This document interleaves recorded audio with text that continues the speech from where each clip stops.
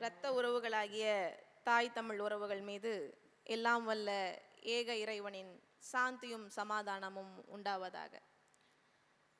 பாரதி அவன் ஒரு பைந்தமிழ் தேர்ப்பாகன், அவன் ஒரு செந்தமிழ் தேனி, சிந்துக்கு தந்தை, குவிக்கும் கவிதை குயில், இந்த நாட்டை எதிர்க்கும் கவிழ்க்கும் பகையை கவிழ்க்கும் கவிமுரசு, என்னென்று சொல்வேன் என்னென்று சொல்வேன். பாரதி தமிழால் தகுதி பெற்றதும் தமிழ் பாரதியால் தகுதி பெற்றதும் அப்படின்னு பாடியிருக்கிறாரு எங்கள் புரட்சி பாவலன் பாரதிதாசன். பாரதிதாசனுக்கு தெரியாத பாரதிய, பாரதிதாசன் படிக்காத பாரதிய இந்த ஈர வெங்காயம் ஈவேரா படிச்சுட்டாரா? அவருக்கு தெரிஞ்சு போயிடுச்சா பாரதி பெரிய சனாதனின்னு? என்ன தெரியும் பாரதியை பற்றி? செந்தமிழ் நாடெனும் போதினிலே இன்பத்தேன் வந்து பாயுது காதினிலே, எங்கள் தந்தையர் நாடென்ற பேச்சினிலே ஒரு சக்தி பிறக்குது மூச்சினிலேன்னு பாடினான் பாரதி. நாடு விடுதலை அடைகிறதுக்கு முன்னாடியே செந்தமிழ் நாடுன்னும் போதினிலே, தமிழ்நாட்டுக்கு தமிழ்நாடுன்னு பேர் வரதுக்கு முன்னாடியே செந்தமிழ் நாடுன்னு சொல்லிட்டாயா? அப்படி சொன்னவன் உனக்கு பார்ப்பான், அப்படி சொன்னவன் உனக்கு சனாதனி. இந்த ஈர வெங்காயம் ஈவேரா என்ன சொன்னுச்சு?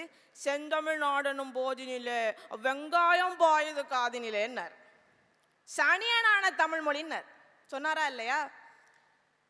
சனியனான தமிழ் மொழி, தாய்மொழி நாய்மொழி, இன்னும் என்னென்ன சொல்லியிருக்கிறார் என் தாய்மொழியை பற்றி?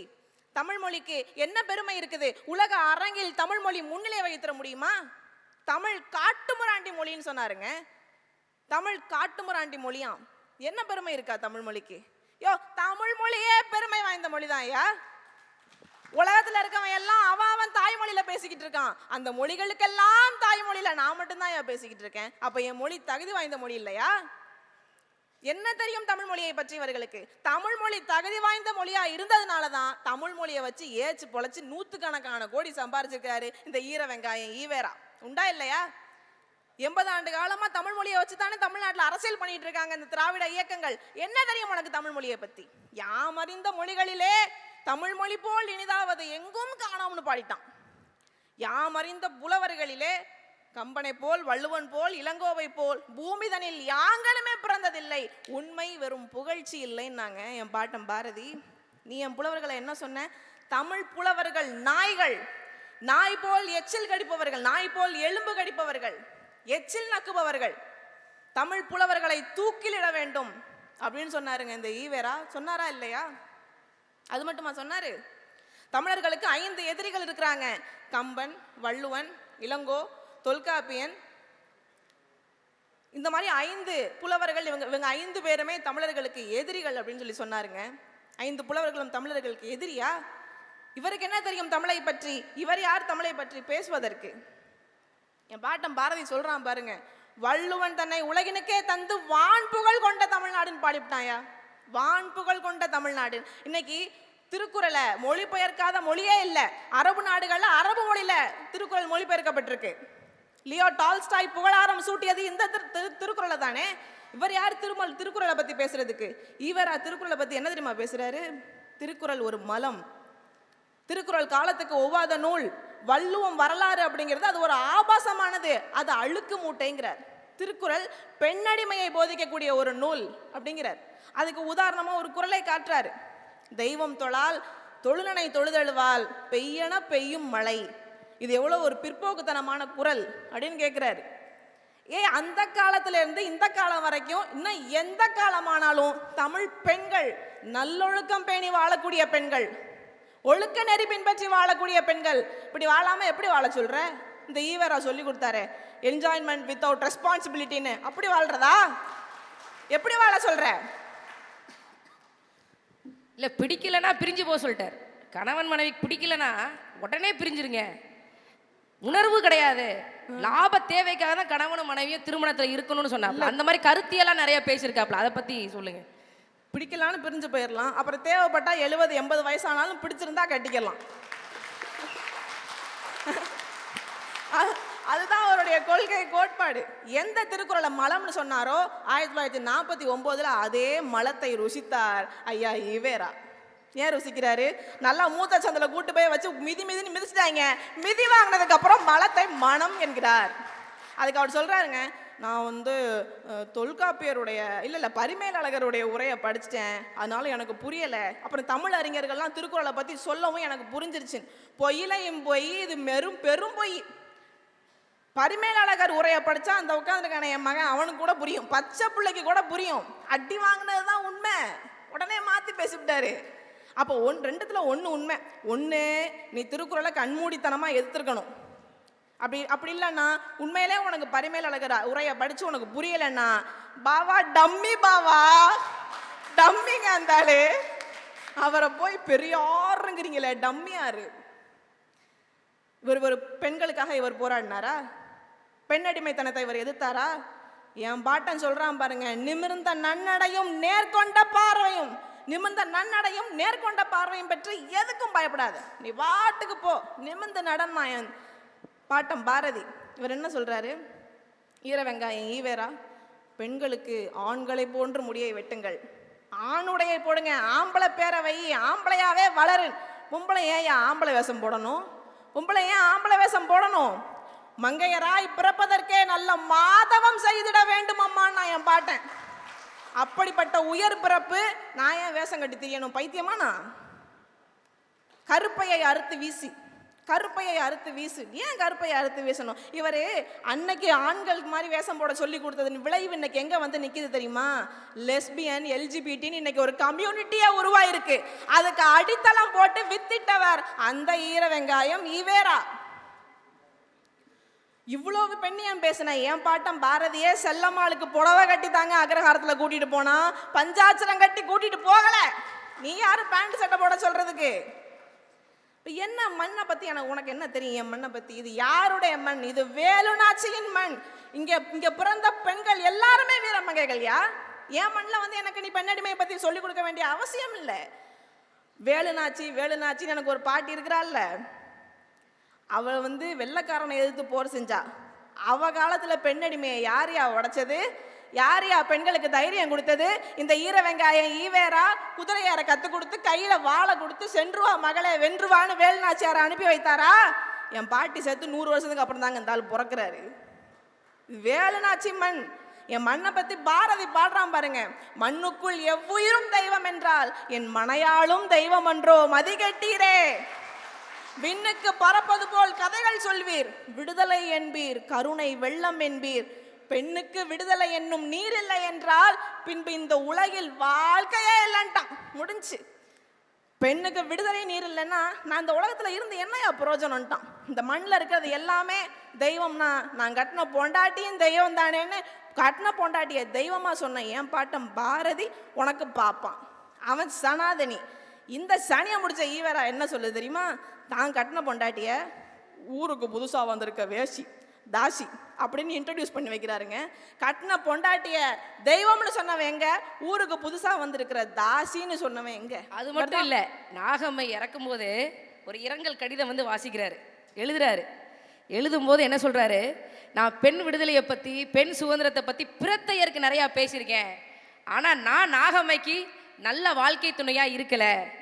நாகம்மை இறந்துட்டா, நான் ஒரு அடிமையை இழந்ததாக நான் சொல்லட்டுமா அப்படின்னு சொல்ற.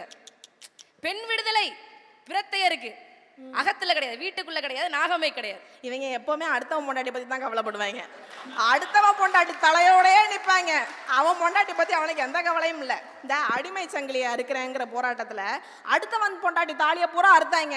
இவங்க பொண்டாட்டி பூரா தொங்க 20 பவுன்ல தாலி போட்டிருக்கும். அதான் சொல்றேன், அடுத்த முன்னாடி தலையோட கருப்பப்பையை அறுத்து எறி. கருப்பப்பை உனக்கு எதுக்கு? உங்க அம்மா ஈவேராவை பெத்த அம்மா அதை செஞ்சிருந்தாங்கன்னா இந்நேரம் அந்த ஈவேரா தலைவலி எங்களுக்கு இருந்திருக்காது. ஆமா எதுக்கு சனியே? அந்த அம்மா அப்பவே அறுத்து போட்டிருந்துச்சுன்னா இல்லைங்க. ஈவேராவுடைய அடிவரடி கருணாநிதி அவருடைய துணைவியார் 10 பேருக்கு மனைவியார் 10 பேருக்கு இதை செய்ய சொல்லியிருந்தாருன்னா இந்நேரம் ஸ்டாலின் தலைவலி எங்களுக்கு கிடையாதுங்க. உதயநிதி, இன்பநிதி, துன்பநிதி, துயரநிதி, இளவு நிதி, எட்டு நிதி, கர்மாதி நிதி, காடாத்து நிதி, எந்த கர்மத்தையும் பார்க்க வேண்டிய விதி எங்களுக்கு இல்ல. கற்பப்பை யாரு தெரியணுமா? அறிவில் சிறந்த கருத்து. என்ன நாட்டுக்கு என்ன செஞ்சார் ஈவேரா? வந்தே மாதரம் என்போம், வந்தே மாதரம் என்போம், எங்கள் மாநில தாயை வணங்குதம் என்போம்னா பாரதி. வந்தே மாதரம் சொல்லுவோம், என் மாநில தாயை வணங்குவோன்னா. நாடு விடுதலை அடையறதுக்கு முன்னாடியே சுயநிர்ணய உரிமை, தன் தீர்வு, தன்னாட்சிக்கு விதை போட்டுட்டான் பாரதி. நீ என்ன சொல்ற? தமிழ்தாய் வாழ்த்து எதுக்கு? தமிழ்தாய் வாழ்த்து தேவையில்லாது. தமிழ் தாயை வாழ்த்தாம மணியம்மையா வாழ்த்த முடியும்? என்ன யாரையா வாழ்த்துறது? என் தாயை தான் நான் வாழ்த்துவேன். உலகத்தமிழ் மாநாடு நடக்குதுங்க. உலகத்தமிழ் மாநாடு ஒரு முட்டாள்தனமானது, அது ஒரு தேவையில்லாதது. உலகத்தமிழ் மாநாட்டுக்கும் கும்பகோணத்தில் நடக்கக்கூடிய மகாமகத்துக்கும் என்ன வித்தியாசம்னு கேட்டவர் ஈவேரா. இவர் உனக்கு பெரியாரா? இவரை நான் வேற பெரியார்னு என் வாயால சொல்லணுமா? யார் இவர்? என்ன செஞ்சாரு? தமிழ் படிச்சினா உனக்கு பிச்சை கூட கிடைக்காது, இங்கிலீஷ் படி, தாயாரை மம்மின்னு சொல்லு, தந்தையா டாடின்னு சொல்லுன்னு சொல்லி கொடுத்தாரு. இதுக்கெல்லாம் நம்ம பதில் சொல்ல வேண்டிய அவசியமே இல்லை. கவுண்டமணி அந்த காலத்திலே சொல்லிட்டு போயிட்டாரு. கவுண்டமணி பிச்சைக்காரர்கள் சங்கம் வச்சிருப்பாருங்க. அண்ணே அம்மா தாயன்னு கேட்டாப்பெல்லாம் காசு கொடுக்க மாட்டேங்கிறாங்கண்ணே அப்படின்னு சொன்னப்ப, டாடி மம்மின்னு கூப்பிடு உனக்கு காசு கொடுப்பாங்கன்னாரு. மறுநாள் செந்தில் உடையார் அண்ணே அடிச்சுட்டாங்கண்ணே, இங்கிலீஷ்ல பிச்சை எடுத்தேன் அடிச்சுட்டாங்கண்ணே. நீ என்ன சொன்ன? ஒருக்கா சொல்லு. மம்மி வாடின்னு மறுக்கா சொல்லு, மறுக்கா சொல்லுன்னு கேட்பாரு. அந்த மாதிரி என் இங்கிலீஷில் பேசினா பிச்சை கூட கிடைக்காது இந்த உலகத்தில். இவ்வளோ நேரம் நின்று பேசிக்கிட்டு இருக்கேன்னா 7 மொழிகள் பேசுவேன், 5 மொழிகள் எழுத படிக்க பேச எனக்கு தெரியுங்க. என்னுடைய சொந்த விருப்பத்தில் நான் கற்றுக்கிட்டேன். இன்னும் 10 மொழி கூட கற்றுக்குவேன். என் மொழியை மலம்னு சொன்னீங்கன்னா உன்னை செருப்பை கலட்டி அடிப்பேன். இதுதான் எங்கள் நிலைப்பாடு. இவர் எம்ஆர் ராதா மாதிரி நினச்சிக்கிட்டார் மனசில். ஏய் மோகன் சொல்லாதே சார்ன்னு சொல்லு. மோகன் உனக்கு கல்யாணம் பண்ணணும்ப்பா, பொண்ணு பார்த்துருக்கேன். நான் ஃப்ரான்ஸில் கிளப் கேர்ள் பார்த்து வச்சுருக்கேன், நான் அதை தான் கல்யாணம் பண்ண போகிறேன். நீ சும்மா இந்த பெட்ஷீட்டை கட்டிக்கிட்டு இங்கே வந்து நிற்காதே, தூணிக்கிட்ட பிச்சைக்காரி மாதிரி பங்களாக்குள்ளே வர, அதை வெளியே போ. அந்த எம்ஆர் ராதான்னு நினச்சிக்கிட்டு அந்த பைத்தியக்காரன் வாய்க்கு வந்ததெல்லாம் வளரிட்டு போயிருக்கான். என்ன ஜாதியை ஒழிச்சார்? ஜாதியை ஒழிச்சிட்டார். சாதி கொடுமைகளுக்கு எதிராக பேசினார் ஈவேரா. என்னத்தை பேசினார்? என்ன பேசினார்? என் பாட்டன் வீட்டில் ஒரு பூனை குட்டி போட்டுருச்சுங்க. பாரதி வீட்டில் எழுதிட்டான் பாட்டை.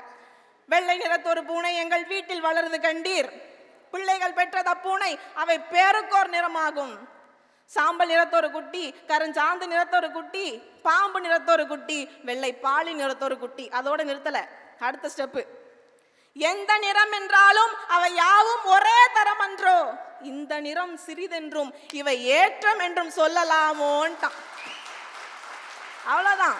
நீ பாரதி என்ன சொல்ற? பாரதி ஒரு தேசிய கவி. அவன் நேஷனல்ல இருந்து இன்டர்நேஷனல் போயிட்டான். அவன் சர்வதேச கவி. அவன் எங்க போய் நிக்கிறான் பாருங்க. ரேசிசம், இனவெறி, நிறவெறியில போய் ஆப்பிரிக்கால போய் நிக்கிறான். இந்த நிறம் சிறிதென்றும் இவை ஏற்றம் என்றும் நீ சொல்லலாமா அப்படின்னு கேட்கிறான். நீ ஜாதி என்ன ஒழிக்கிறதுக்கு என்ன பண்ண? ஜாதி மதங்களை பாரோம்ங்கிறான் பாரதி. ஜாதி மதங்களை பாரோம், வேதியராயினும் ஒன்றே அன்றி வேறு குலத்தவராயினும் ஒன்றேங்கிறான். வேதியன் பாப்பானும் ஒன்று, வேற ஆளும் ஒன்று. நான் இங்கே ஜாதியே இல்லை, நீ நானும் ஒன்றுன்னு சொல்லி முடிச்சிட்டான், ஒரே வார்த்தையில் முடிச்சிட்டான். ஆனால் இந்த ஈவேரா ஜாதியை ஒழிக்கிறேன் நம்ம காதில் பூசுத்துன இந்த ஈவேரா என்ன தெரியுமா சொல்கிறாரு? காந்தியடிகள் அரிஜினர்கள் கோயில் பிரவேசம் பற்றி பேசும்போது, சூத்திரன் ஒரு கோயிலில் எவ்வளோ தூரம் வரைக்கும் போகலாமோ அது வரைக்கும் தாழ்த்தப்பட்டவர்களும் போகலாம் அப்படின்னு சொல்கிறாரு. பொசுக்குன்னு கோபம் வந்துருச்சு ஈர வெங்காயத்துக்கு. அது எப்படி சொல்லலாம்?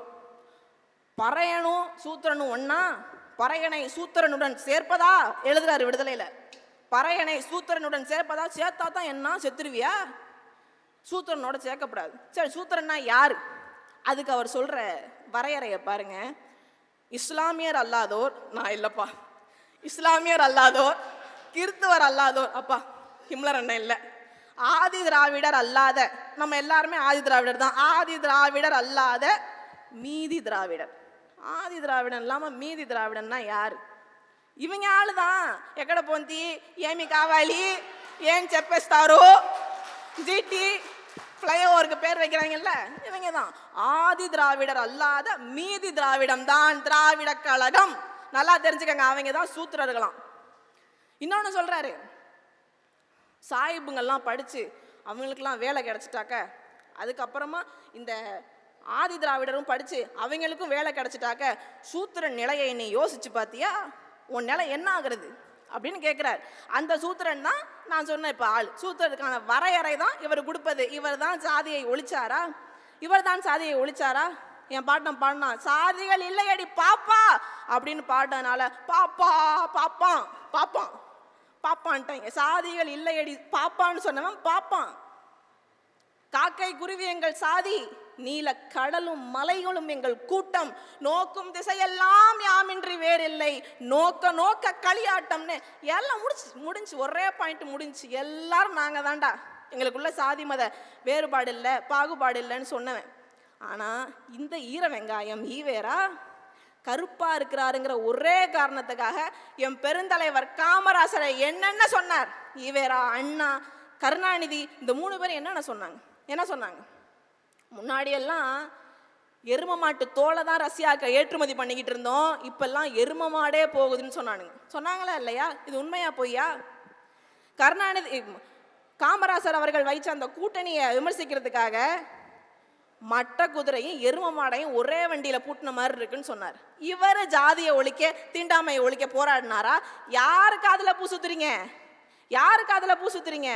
அதெல்லாம் ஒன்றும் பண்ணலைங்க. இவர் பண்ணது பூரா இவர் குடும்பத்துக்காக 125 கோடி அந்த காலத்தில் சேர்த்து வச்சாரு. அது இப்போ பல கோடியா நல்ல வாயம் சம்பாரிச்சு நாரவாயம் திங்கிறாங்கிற மாதிரி நாரவாயம் சம்பாரிச்சு அதை விட ரொம்ப நாரண வாயம் தின்னுக்கிட்டு இருக்கிறான். அவ்வளவுதான். மது ஒழிப்பை பற்றி இந்த ஈவேராவுடைய நிலைப்பாடு என்ன? காங்கிரஸோட இருந்த வரைக்கும் மது ஒழிப்பு, அவர் தேசத்தந்தையோடு இருக்கிற வரைக்கும் மது ஒழிப்பு. மது எந்த வகையில் இருந்தாலும் எந்த விதத்தில் இருந்தாலும் நான் அதை ஒழிச்சிருவேன்னு தென்னை மரத்தை வெட்டி சாச்ச பைத்தியக்காரங்க இருந்தாலே பைத்தியம். தென்னை மரத்தை வெட்டி சாச்ச பைத்தியம்.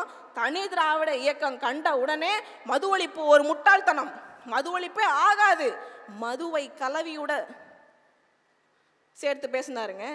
கலவியை எப்படி நீ கூடாதுன்னு சொல்ல முடியாதோ அதே மாதிரி ஒருத்தன் மது குடிக்கிறத நீ கூடாதுன்னு சொல்ல முடியாது அப்படின்னு பேசினவர் இருந்தால், அப்போ முன்னாடி வேண்டான்னு சொல்லிவிட்டு இப்போ வேணும்னு ஒரு நிலைப்பாட்டை மாற்றினா ஆண்டுக்கு வரும் 20 கோடி ரூபாய் வருவாயை ஒரு அரசு இழப்பதா என்று கேள்வி கேட்ட இந்த ஈர வெங்காயம் ஈவேரா எந்த போதைக்கு அடிமையானவர்? அவருக்கு பிடிச்ச போதை என்ன? ஏதோ ஒன்று பிடிக்க போய் தானே அது வேணும்னு கேட்குறாரு. I think he is a part of Pablo Escobar team. Yo soy Pablo Emir Escobar Gaviria. Yo soy Pablo Emir Escobar Gaviria. Plata o pomo. Plata o pomo. இன்னைக்கு சொல்றானுங்க தீக்காக்காரங்க பூரா பாரதி கஞ்சா குடிச்சாரு, பாரதி சரக்கு அடிச்சாருங்கிறாங்க. இவங்க என்னென்ன செஞ்சாங்கன்னு யாருக்கு தெரியும்? அண்ணாதுரை எப்படி என்ன அடிச்சாருன்னு சொன்னாங்களா? அண்ணாதுரை எப்படி இறந்தாருன்னு சொன்னாங்களா? நீங்களே சொல்லுங்களேன். பாரதி கஞ்சா அடிச்சாரு, அண்ணாதுரை எப்படி செத்தாப்ல? அண்ணாதுரைக்கு ஓரல் கேன்சர். எனக்கு தெரிஞ்சு கருணாநிதி நெஞ்சில் அடிச்சதுனால செத்தாப்ல கேள்விப்பட்டேன். அண்ணாதுரை அவர்களுக்கு ஓரல் கேன்சர். ஓரல் கேன்சர் எப்படி வந்துச்சு? நம்ம சினிமா படம் பார்க்க போகும்போது ஒரு சின்ன காணொளி போடுவாங்க. போதை பழக்கத்திற்கு ஆளாகாதீர்கள், உங்களுடைய நெருங்கிய உறவினர்களோடு நீங்கள் வாழ முடியாமல் போய்விடும். அந்த காட்சிக்கு சரியான ஆள் யார் தெரியுமா? ஐயா அண்ணாதுரை அவர்கள் தான். அவர் தான் வாழ்நாள் முழுக்க புயலை பயன்படுத்தினார். போதை பொருள் பயன்படுத்தக்கூடாது அப்படிங்கிறதுக்கு இந்த தமிழ்நாடு அரசு மட்டும் இல்லை, ஒட்டுமொத்த இந்திய அரசுமே அண்ணாதுரை அவர்களை ஒரு விளம்பர மாடலாக கொண்டு வரணும். ஏன்னா நமக்கு தெரியுதுல, அவர் பாவம் கஷ்டப்பட்டு 1949 கட்சி ஆரம்பிச்சாரு, 59 வயசுல இறந்துட்டாப்ல. பாவம். அதெல்லாம் சொல்லணும். மகாகவி கஞ்சா குடிச்சாருன்னு சொல்றீங்களே, மகாகவி கஞ்சா சாப்பிட்டதுனால இறக்கல, ஆனா உங்க அண்ணாதுரை எதை சாப்பிட்டதுனால இறந்தாரு, அதை பேசுறதுக்கு இவங்க தயாரா? அப்ப எனக்கு தெரிஞ்சு நீங்க சொல்றதை வச்சு பார்த்தா திராவிட இயக்கங்கள்ல பல பாப்லோ எஸ்கோபர்கள் இருக்கிறார்கள், அப்படித்தானே? பாரதியார் மரணிக்கும் பொழுது அவருடைய அந்த இறுதி ஊர்வலத்துல வெறும் 14 பேர் தான் இருந்தார்கள் அப்படிங்கிறது நம்ம எல்லாருக்கும் தெரியும். ஏன் 14 பேர் இருக்கிறாங்க, ஏன் மற்றவங்க எல்லாம் வரல அப்படின்னு நம்ம கேள்வி கேட்டோம்னா, வெள்ளைக்காரங்க ரொம்ப அடக்குமுறைங்க, அதனால அடக்கி வச்சுட்டாங்க. வெள்ளைக்காரங்க அடக்கி வச்சதுனால யாரும் போய் அவரை அவருடைய இறுதி ஊர்வலத்தில் பங்கு கொள்ள முடியல. போய் வெள்ளைக்காரனுடைய வழக்கம் என்ன தெரியுமா? அவன் பிரிட்டிஷ் வழக்கப்படி ஏதாவது ஒரு சவ ஊர்வலம் போனுச்சுன்னா அவன் தொப்பியை கலட்டி கக்கத்தில் வச்சுக்கு நின்று சல்யூட் அடிப்பான். அது அவனுடைய பிரிட்டிஷ் வழக்கம். இதெல்லாம் நம்புற மாதிரி இல்லை. நான் இன்னொரு சொல்றேன், எங்களின் பெரியார் ஐயா வாவு சிதம்பரனார், வந்த புலவர்க்கெல்லாம் மாறியன பல்பொருள் தந்த வாவூசி தாழ்ந்தின்று சந்தமிழா வெண்பா சொல்லி பிச்சைக்கு பாரெங்கும் ஓடுகிறான், நான் சொல்லும் தோளும் நலிந்து. அந்த வாவூசி, அந்த சிதம்பரனார் அவர்தான் எங்களின் பெரியார். எங்களுக்கு அவர்தான் பெரியார். எங்க பெரியாருங்க வெளியில வராரு, சிறையிலிருந்து கல் உடைச்சு செக்கெழுத்து வெளியே வராரு, ஒருத்தர் இல்லை அவரை வரவேற்கிறதுக்கு, ஒருத்தர் இல்லை. ஒருத்தர் இருந்தாரு, பெட்ஷீட்டை போத்திக்கிட்டு இருந்தாரு. யார் அவரு? சுப்பிரமணிய சிவா என்னும் பார்ப்பனன். சுப்பிரமணிய சிவா என்னும் பார்ப்பனன். நீ சுப்பிரமணிய சிவாவை பார்ப்பனனா பாப்பியா, இல்ல என் தாத்தனை பார்க்க வந்தவனா பாப்பியாடா? யாரா பாப்ப? அன்னைக்கு வந்தவர் நின்னவர் சுப்பிரமணிய சிவா. அவரை போய் என் பாட்டன் கட்டி பிடிக்கிறாரு. பிடிக்காதீங்க பிள்ளை வாழ், எனக்கு தொழுநோய் அப்படின்னு சொல்றாரு. அப்ப அந்த நோய் எனக்கு பரவட்டும் சொன்னா என் பாட்டன். அன்னைக்கு பார்ப்பனன், அவர் ஒரு பார்ப்பனன், அவர் ஒரு பாப்பான். நாம அவன்கிட்ட பேசக்கூடாது, நாம அவன்கிட்ட சேரக்கூடாதுன்னு என் தாத்தா நினைச்சிருந்தா அந்த சம்பவம் நடந்திருக்குமா? அன்னைக்கு ஏன் வஉசியை பார்க்கறதுக்கு யாரும் வரலையோ அதே காரணம் தான் பாரதியின் இறுதி ஊர்வலத்தில் வெறும் 14 பேர் கலந்து கொண்டார்கள் என்பதற்கு காரணம். இதுக்கு என்ன காரணமோ அதுக்கும் காரணம். அப்ப சொந்த சமூகத்தாலேயே, சொந்த சாதியாலேயே, சொந்த மக்களாலேயே தள்ளி வைக்கப்பட்டவர்கள் இவர்களை பத்தி நீங்க பேசாதீங்க, இவன் சனாதனியா இல்லையாங்கிறத நாங்க பேசிக்கிறோம். மீதிய இது பார்ட் 2ன்னாங்க அண்ணன். என்னை பொறுத்த வரைக்கும் இது பார்ட் 1. பார்ட் 2 விரைவில் நடக்கும். நேரம் பற்றாக்குறை. குறவலையை கடிச்சு துப்பி வேண்டாங்க. காலையிலேயே 3 நிமிஷத்துக்கு மேல பேசுறீங்கன்னா குறவலையை கடிச்சிட வேண்டாங்க. இப்போ எத்தனை நிமிஷம் ஆச்சுன்னு தெரியல. நன்றி. நாம் தமிழர்.